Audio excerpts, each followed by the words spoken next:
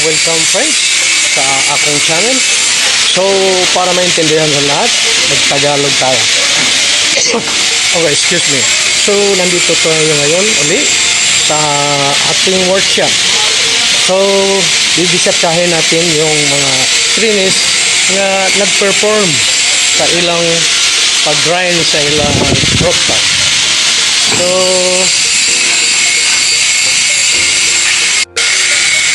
dito tayo sa grinding booth number 1.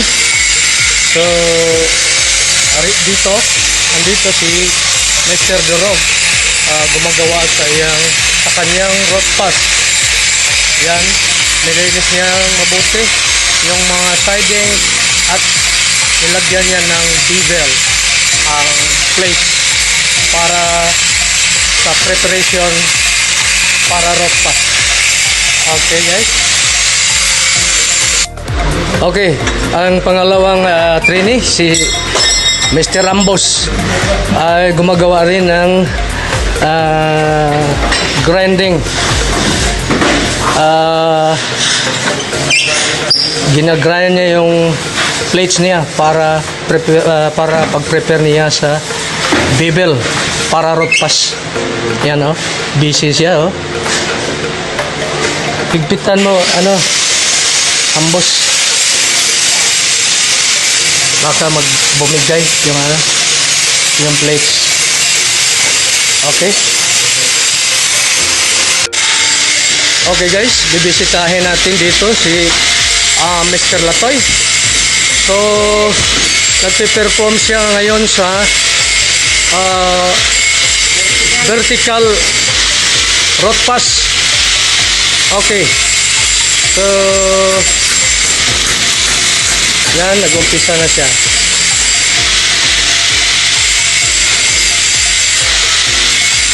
I-adjust muna yung yung amperahe kaya medyo malakas lang.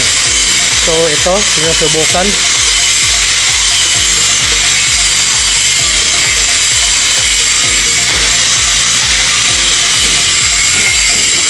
Pakuan muna to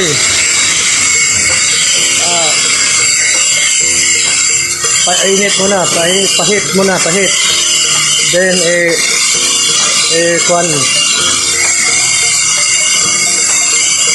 travel na. Tingnan mo muna sa likod. Stop muna, tingnan sa likod. Meron? Okay, tuloy-tuloy lang. Mamaya, bibisitahin pa dyan. Yes, tuloy lang, tuloy.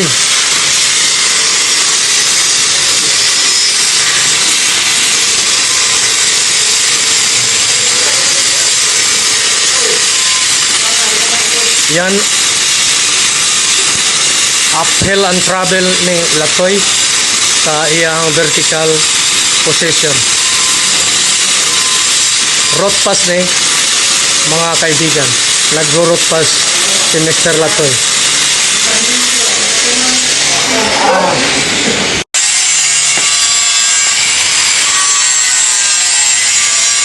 Okay, final na niya pag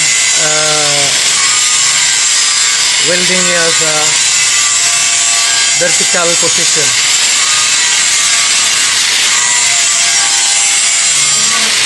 Okay na, last na ni sa pinakadulo. Okay na.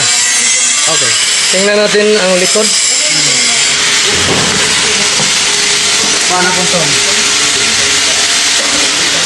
Okay, ito yung penetration niya sa likod. Okay, thank you my friend. Okay, ngayon nandito naman tayo sa pangatlong nag-perform ng road pass, si Mr. Kisol. Yan ang ginagawa niya ngayon, yung horizontal road pass. Okay, tuloy-tuloy lang. Huwag kabahan at saka huminga ka ng malalim.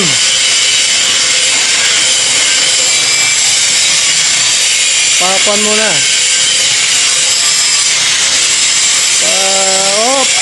Okay, sige, tuloy.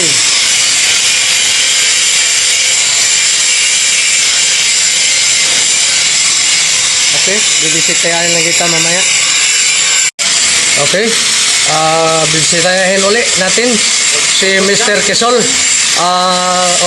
Almost done na. Malapit nang matapos ang horizontal niya position. Okay.